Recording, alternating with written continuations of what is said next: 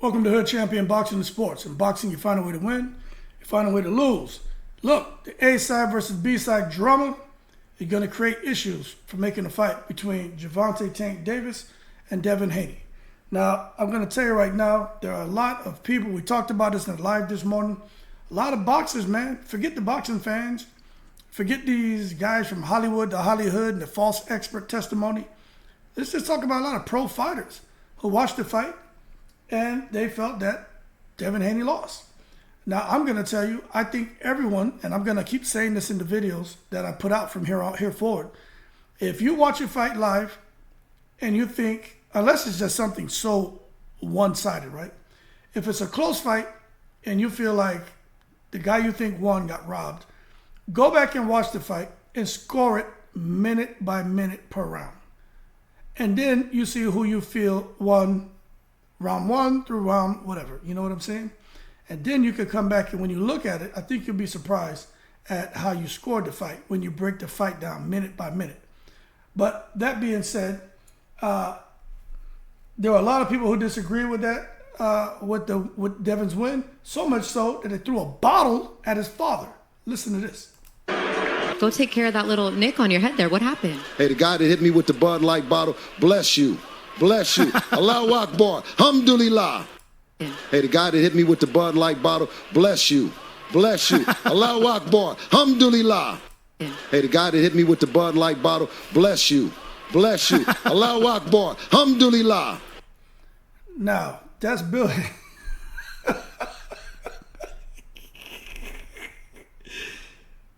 Oh my God. That's Bill Haney responding in kind to getting pelted with a damn Bud Light bottle. Yeah, that's horrible. That's horrible, man. What did he say? Let's see. What did Bill say? Hey, the guy that hit me with the Bud Light bottle, bless you. Bless you. Allahu Akbar. Alhamdulillah. Congratulations. Allahu Akbar. Alhamdulillah. Akbar. Alhamdulillah. Akbar. Alhamdulillah. Alhamdulillah. Alhamdulillah. Let me tell you something. Bill Haney, Devin Haney. Well, this is, I'm going to tend to talk about Tank and Devin, but I'm going to point something out, right? A lot of people have been talking about this damn, that every time the microphone's in front of Devin Haney's face, his father's face, they keep chanting Allahu Akbar, Alhamdulillah, Bismillah. He was even saying Takbir. Let me tell you something, right? I don't talk a lot about myself on here, but I'll put it to you this way. I know enough about Islam, right? Because of how I grew up, okay? And let me tell you something. I've never met a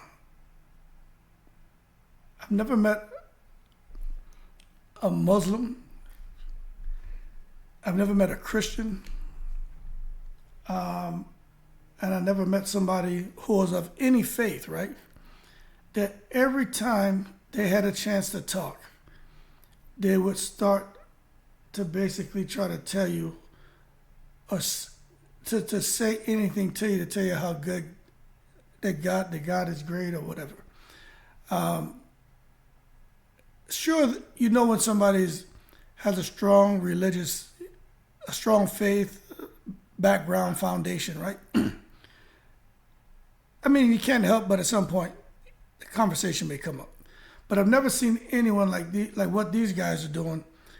Everything is, Allahu Akbar, Alhamdulillah, Inshallah. Amir Khan, Badu Jack, those guys are Muslim. And I'm not saying everyone should be the same, but what I'm saying is the people in the crowd, because my understanding is the person who threw the bottle at him, it was someone who just got frustrated with hearing these guys run around here saying Allahu Akbar, Alhamdulillah, right? And I don't think anyone should be attacked because of something they say or because of their faith. But from what I'm understanding, there's an interview floating out there. Now, people lie so much, but I'm very careful about what I bring you. But anyway, the guy who supposedly threw the bottle, and someone who was close to the guy who threw the bottle said it was thrown because they felt like Lomachenko got robbed. Two, they were tired of hearing, Bill Haney and Devin, whatever microphones in front of them, basically saying the things they say, right? And that's wrong. But that's a bad sign. It shows you society has crazy people. And all I say is, when I look at Amir Khan, I look at Badu Jack, and you don't hear them every time the microphone's in front of them carrying on the way Devin Haney and his dad does. They don't do it, okay? And me growing up, having uncles who are imams and stuff like that, and let me tell you this, some of the people I've been around and the capacity that they serve on an international level will blow your mind, right? But I ain't here to talk about that. But what I'm telling you is I've never, ever met anyone who conducts themselves like that. I'm not saying they're wrong. I'm just telling you I've never seen that. But that being said, A side versus B side. Tank Davis isn't going for the A side in anything against Devin Haney. Now, this is what's so unfortunate to me. Devin Haney is the undisputed champion, and he is. He's the man. He's got the belts. So we got to be real about it. But I've said, and I'll continue to say, that I think Devin Haney is an elite fighter. He's an exceptional fighter. He's a special fighter. But when you really take a look at the weight division of 135 pounds, this is where you got to be real with yourself. Devin Haney is the weakest of the elite. Tank Davis, Shakur Stevenson, Frank Martin, in my opinion, and Devin Haney are the top dogs. But I put my rack stack is Tank, Shakur, Frank Martin, and then Devin. That's just my rack stack. Now, you may disagree, and that's fine. But what I'm getting at here is for Devin Haney to have all the belts and talk about being a draw, they're going to take a look at how Devin Haney's pay-per-view performed against Lomachenko. Now, it was on ESPN Plus pay-per-view. The price point was, I think, set at $60. And Devin Haney fought Lomachenko. So he had the right dancing partner, but I'm just not sure that that pay-per-view event is going to do the kind of numbers to really help them in negotiations against Tank Davis.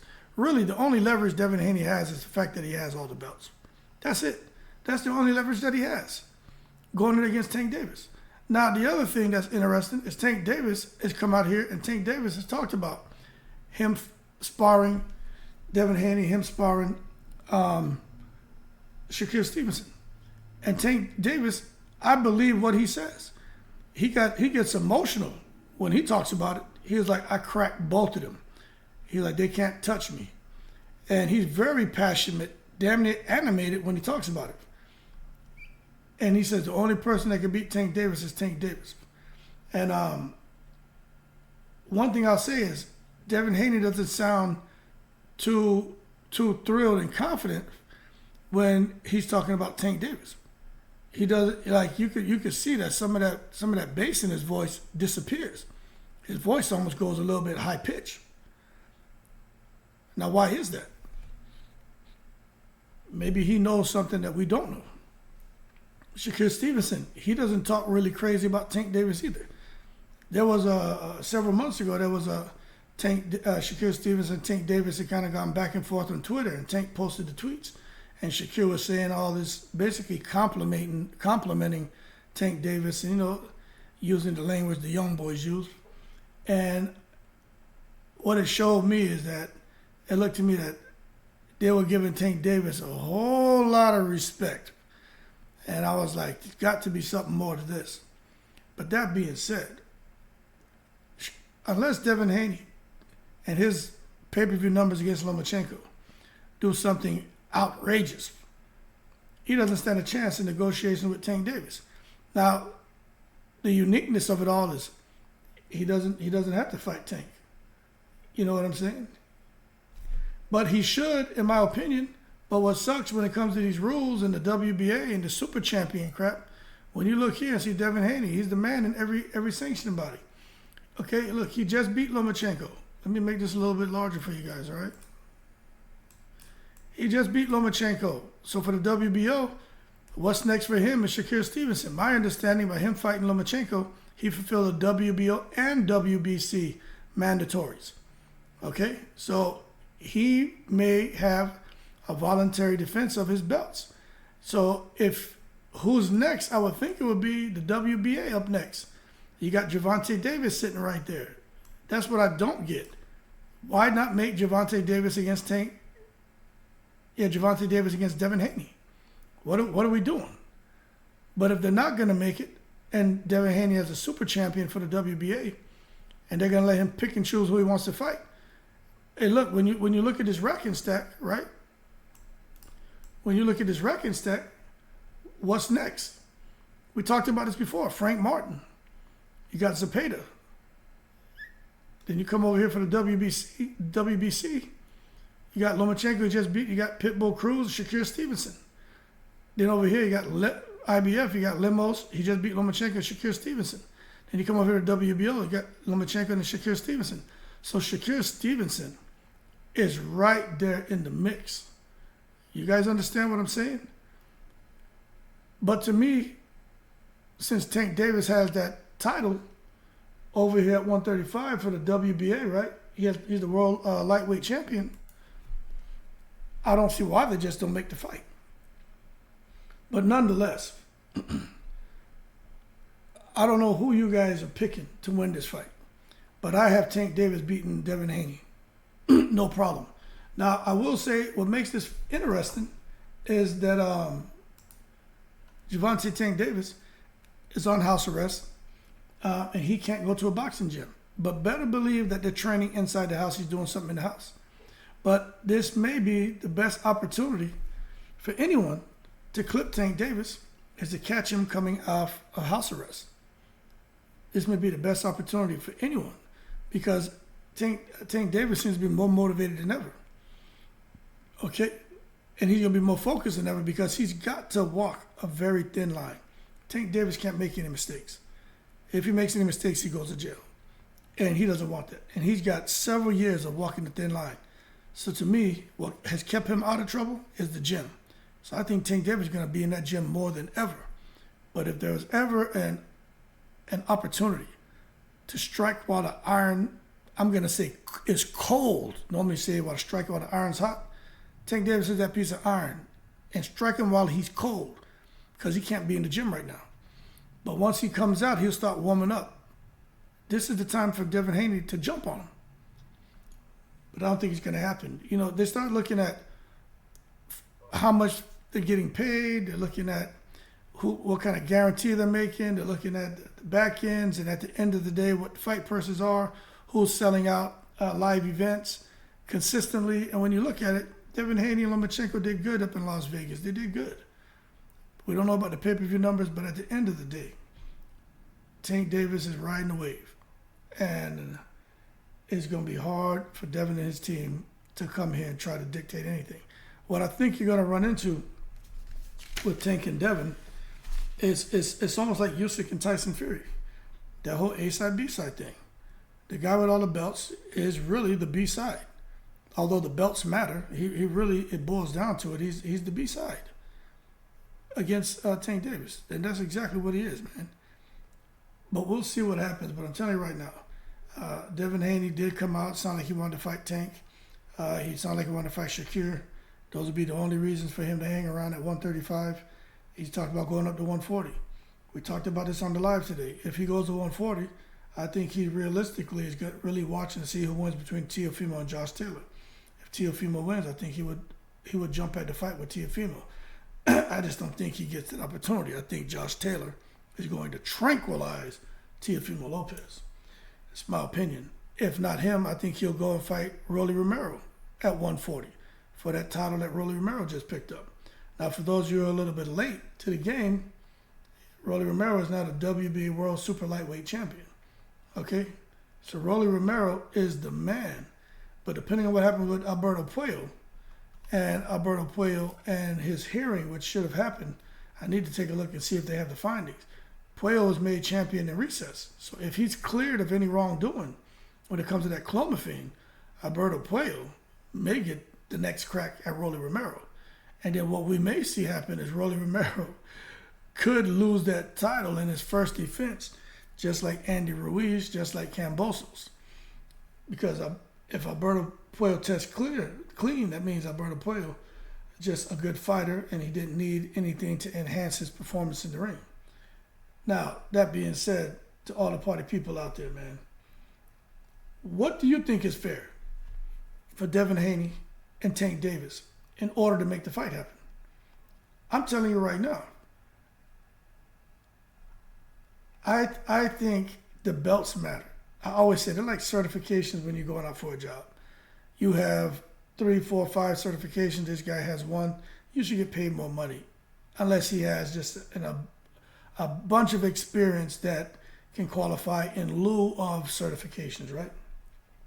But in this case, I think they're pretty evenly matched, man. I mean, when you look at how many fights Devin Haney has had, how many fights Tank Davis has had, I mean, they're right there. You know, Devin Haney's at 30 now, Tank's at 29. I mean, they're pretty evenly matched. You could talk about the opposition. Some people feel both of them have weak resumes. I personally think Tank's is a little bit stronger. But in order for their resumes to strengthen, right? In order for those resumes to strengthen, these guys need to fight each other, all right? That's the only way you can get their resumes to really strengthen, man. They got to fight each other. Everyone on here needs to scrap, but especially Haney, Shakur Stevenson, and Davis. Those 3 need to mix it up. Cruz and Martin right there. You know, Lomachenko probably get an opportunity against Shakur Stevenson next. But they got to mix it up. And depending on who's the last man standing, kind of like that Super 6, where Andre Ward went and showed the world that he was the man in his weight division. He beat a lot of great fighters. So there's no arguing about just how great Andre Ward was. But if these guys don't have a similar kind of round robin kind of tournament or box off, you'll never know who was, you know, the top dog at 135. And I don't think we're going to get that opportunity because Ryan Garcia already took off. He took a loss to Tank. Teofimo took off. He took a loss to Kambosos. Kambosos lost to Haney.